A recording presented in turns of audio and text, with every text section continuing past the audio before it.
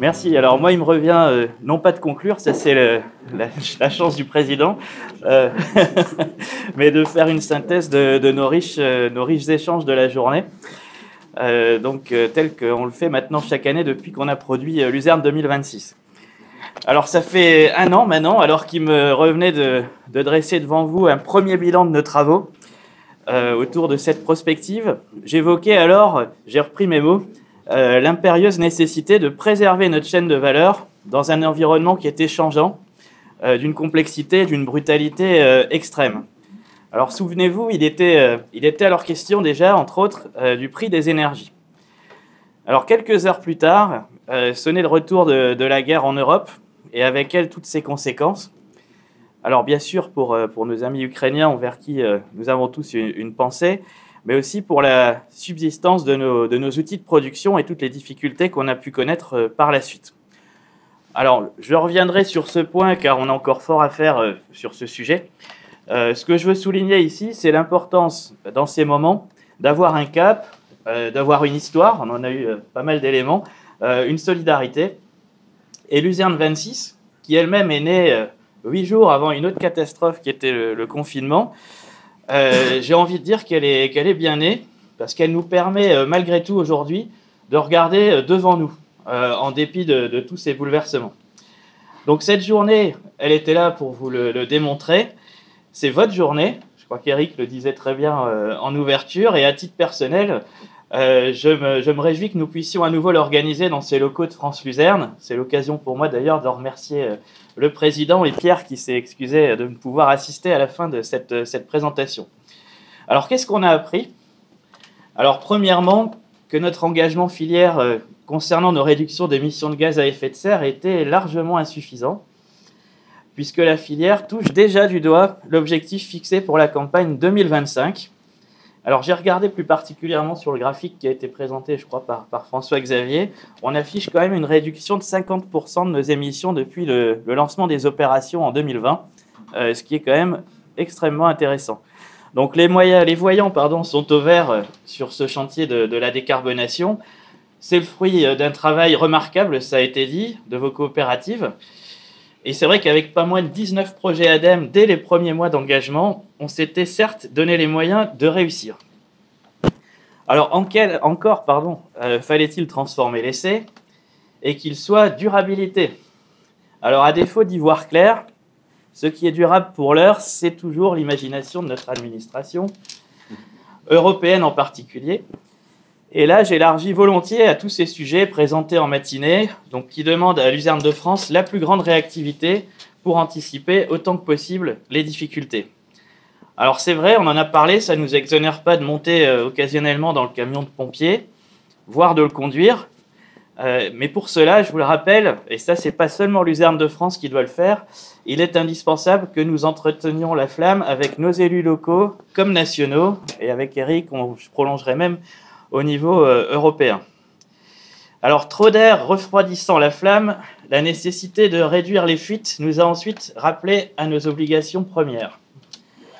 Nous devons prolonger nos réflexions et autres adaptations réglementaires par une recherche et un développement opérationnel des solutions qui, demain, nous permettront de soutenir toujours plus en avant notre performance environnementale. On ne peut pas fléchir sur des sujets tels que celui de nos émissions de poussière, l'optimisation énergétique de nos procédés, également, on l'a vu en introduction de la journée, alors pas vocation à être la solution, mais peut-être une intuition, la décarbonation de nos outils au-delà de notre seul outil de transformation. Alors on a encore ensuite parlé débouchés, diversification, développer notre axe de communication élargi sur l'expérimentation cheval, qui a livré des résultats riches, qu'il s'agit désormais de valoriser. On l'a vu, ça a bien commencé.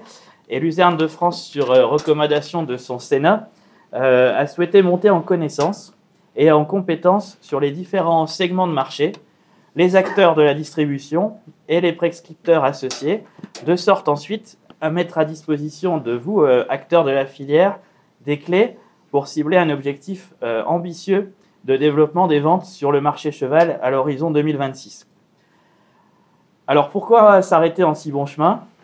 Alors nous ambitionnons donc désormais de communiquer sur l'effet luzerne, sur le rendement fromager des chèvres, on l'a vu, laitières, de démontrer à un premier niveau les bénéfices de la luzerne sur la santé des vaches laitières et de poursuivre d'une manière générale l'acquisition des connaissances. Cette acquisition, nous souhaitons l'approfondir sur le volet cheval, et Honoré l'a montré, enfin c'était Samuel qui a fait cette présentation.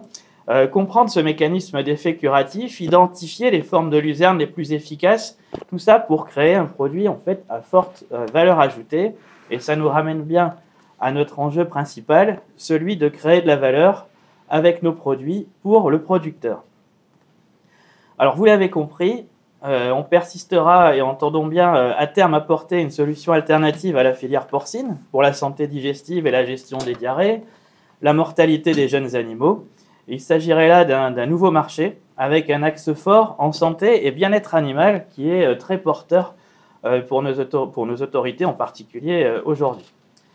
Alors tout ça, ce sera l'histoire d'après, et on aura donc plaisir à vous réunir à nouveau en ces lieux pour vous faire part de nos découvertes aux côtés de nos partenaires sur le projet que sont Lab2Field et Desialis, puisque, semble-t-il, il nous faut nous réunir pour qu'enfin la pluie se mette à tomber. Alors, voilà une transition toute faite vers le dernier segment de cette journée, et donc non le moindre, j'entends l'agronomie. Alors, on l'a introduit cette année sous l'axe de performance socio-économique, contexte international oblige. Alors, Osée Ancret nous donne une lecture de son attractivité économique pour le producteur, une attractivité que nous, en tout cas, devons amplifier. Alors, l'amplifier, Philippe le rappelait, je ne sais pas où il est passé, c'est savoir aller jusqu'au bout des choses. Et de ce point de vue, la dernière marche, elle est parfois un peu capricieuse.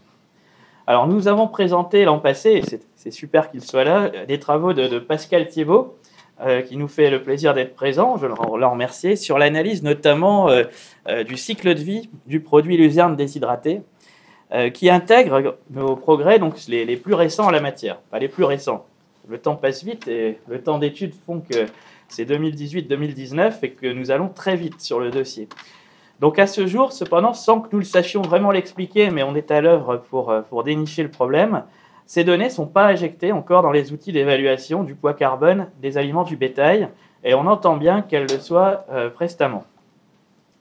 Alors nous parlons donc en parallèle du coup d'après, donc c'est celui qui nous permettra de mieux valoriser dans ces outils le stockage carbone de la culture, Honoré vient de vous en parler, l'effet économie d'engrais azotés sur les cultures suivantes. Donc pourquoi pas, Monsieur Thiebaud, puisque vous êtes là, je vous propose le prochain chantier, préparer dès à présent un jeu de données 100% décarboné. Alors je pourrais reprendre ici encore bien d'autres arguments. Didier a par exemple évoqué la nouvelle PAC, le renouvellement de notre aide couplée, la mise en place de l'éco-régime dont nous vous parlions déjà lors de notre réunion de l'an passé, et pour lesquels Luzerne de France a été moteur auprès des instances européennes et françaises. Alors Eric, dans sa conclusion, parlera à coup sûr de nos travaux en cours avec le ministère de l'Agriculture pour la mise en place d'un programme opérationnel dédié aux protéines végétales qui demain pourrait être une source de financement supplémentaire pour nos outils.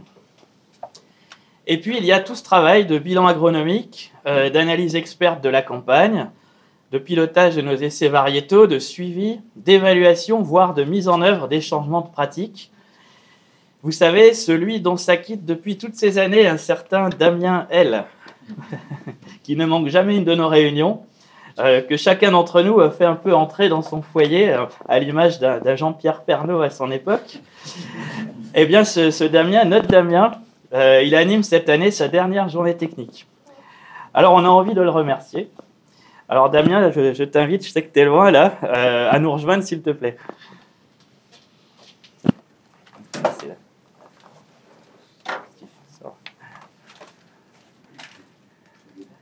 Merci Damien. Bon, alors il ne s'agit pas ici d'anticiper ton peu de départ en retraite, parce que celui-là, on entend bien être invité. Donc... mais bien de te remercier pour tout le travail que tu as fait pour la filière Luzerne, au nom de la filière Luzerne ici réunie. Alors on a cherché le meilleur événement pour le faire, et c'est quand même quand on est entre nous. Alors pour tout dire, j'ai cherché quelqu'un pour me raconter tes débuts. parmi nous, mais j'en ai pas trouvé. Donc je me dis que la meilleure chose, c'est encore te laisser nous dire quelques mots.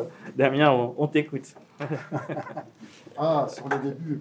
Oh, bah sur tout ce que tu veux. Et si c'est aussi bien que le travail que tu as fourni ces années, on a un petit cadeau pour toi. Ben non, simplement pour information, quand je suis rentré à la Chambre d'agriculture, dans un GEDA, on m'a dit, Damien, tu rentres dans le groupement, mais tu auras comme culture à t'occuper plus particulièrement la luzerne. Donc dans le GEDA, pendant 5 ans, j'ai travaillé aussi sur la luzerne. Et puis un jour, il y a mes voisins de bâtiment qui sont venus voir mon directeur en disant « On aimerait bien que Damien travaille avec nous ». Et puis, il y a des choses qui se sont mises en place avec l'INRA, déjà à l'époque, puisqu'il y a eu un ingénieur et un technicien qui ont été embauchés à l'INRA de Châlons, basé à Fagnières. Et le technicien, il est encore là, puisque c'est Pascal Thiebaud, qui lui-même a commencé à travailler à l'INRA sur la luzerne, et il n'en a pas démordu jusqu'à aujourd'hui, et je crois qu'il n'en démordra pas jusqu'à la fin. Donc, puis moi, c'est un petit peu pareil. C'est une culture, c'est une belle culture, c'est une belle plante. C'est pour l'environnement, c'est voilà. Donc quand on y a mordu, on y reste accroché. Donc j'y suis resté accroché depuis 1991. Et puis voilà, je vais la quitter, mais je resterai dans la région. Donc je passerai encore en bout des parcelles de luzerne, voilà. Avec toute la joie de retrouver cette plante dans la région. Voilà ce que je pouvais dire sur la carrière et sur le travail qui a été mené. On a mené des dossiers importants. On parlait du Corpen ce matin. On a participé, et puis je vois il y a Philippe qui est là aussi. On a participé aux essais d'épandage de lisier sur luzerne qui ont amené à ouvrir la porte aux épandages d'agro-industrie sur luzerne. Voilà, il y a un certain nombre de dossiers qui ont marqué aussi un petit peu la carrière, puisque on y a petitement participé, mais c'était quand même une petite victoire. Voilà un petit peu pour dire ce qu'a été la carrière luzerne avec vous. Tu l'as fait mieux que la réponse.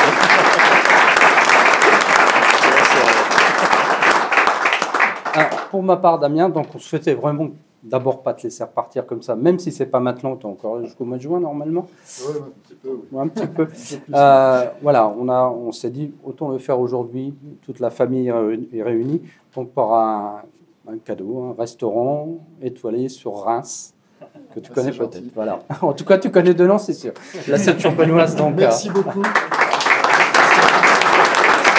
toi et ton épouse, bien sûr. Tu vas pas tout seul. C'est bon, allez. Non, ça ne me gêne pas. Ça me gêne pas. Non, mais de toute façon, moi, ça va aller très vite parce que l'avantage avec quand Yann nous dit quelques mots, il nous fait toute la conclusion. Donc moi, j'ai plus grand-chose à faire et ça me va très bien. Peut-être dire merci vraiment à tous les intervenants qui sont passés, aux modérateurs qui ont été les maîtres du temps.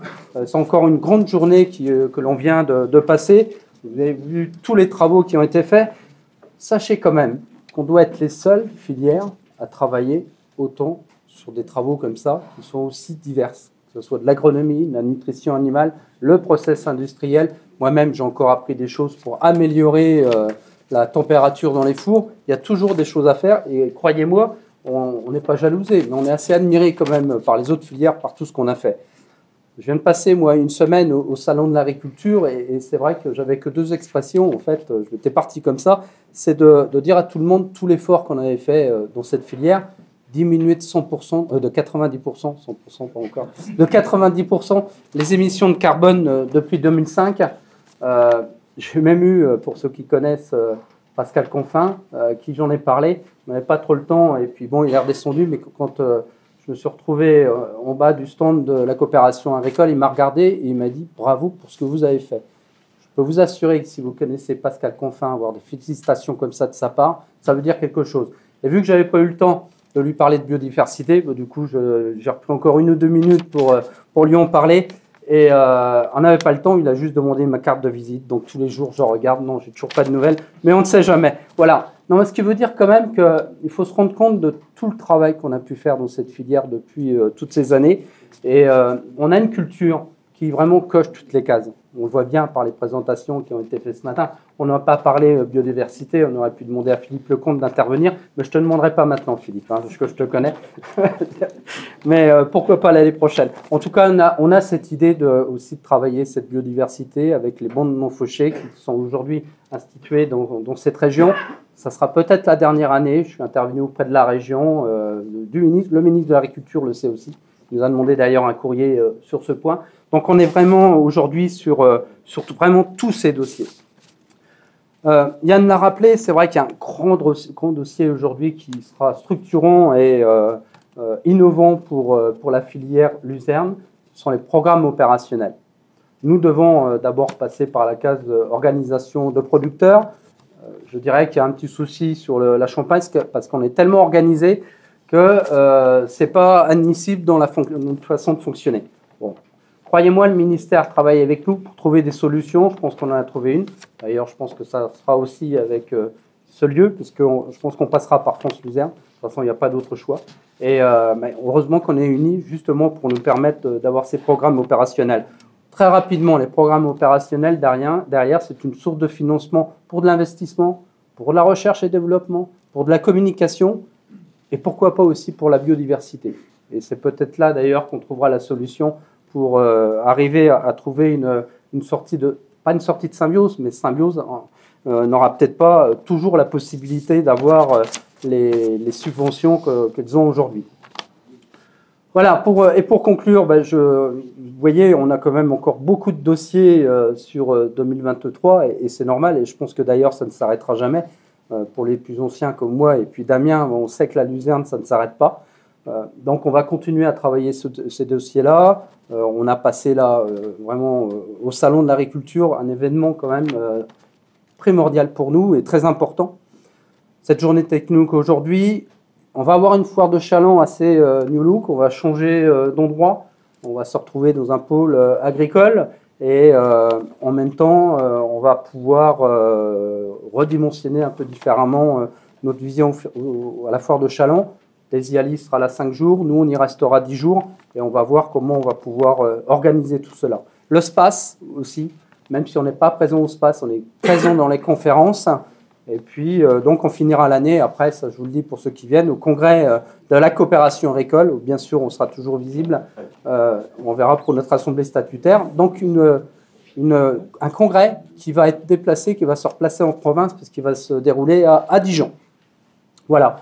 Dans les autres dossiers que l'on va travailler cette année, et beaucoup d'entre vous vont y participer, que ce soit les membres des comités, de tous les comités, les membres du conseil d'administration, on va avoir un séminaire Luzerne 2026, on est à mi-chemin, vous avez vu tous les travaux qui ont été faits, même les réalisations, ça a été dit tout à l'heure par Yann, au niveau des émissions de carbone, on est déjà arrivé à notre projet, donc je ne dis pas qu'il faut aller plus loin, mais en tout cas il faut y réfléchir, ou de savoir éventuellement comment on peut encore améliorer le système.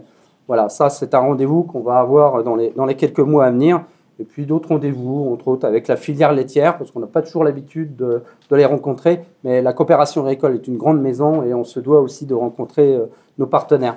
Voilà un peu les quelques mots que je voulais un peu vous annoncer. On réfléchit aussi, on en a parlé hier en conseil d'administration, à un futur symposium qui pourrait avoir lieu encore dans cette région. C'est peut-être aussi à Châlons-en-Champagne. Puis on a un congrès mondial de la luzerne qu'on a eu récemment, donc là ça se passe à San Diego donc au mois de novembre, et peut-être qu'on va l'organiser en France. Rien n'est encore décidé, il y a 2 pays en compétition, nous et puis l'Espagne. Bon, on va voir ça avec mes collègues de la CIDE pour trouver en tout cas le meilleur lieu, et puis que ça contente en tout cas tout le monde. En tout cas, si on ne fait pas le congrès, on fera au moins le symposium, ça je peux vous assurer. Voilà. Merci encore pour votre présence. Moi, je suis très heureux aussi qu'il pleuve. Croyez-moi, ça fait 1 mois et demi que je l'attends. Donc, j'ai dit tout à l'heure à Philippe, surtout quand tu repars chez toi, tu nous laisses la pluie. Et bonne route et à très bientôt, en tout cas pour l'année prochaine, pour une prochaine journée technique.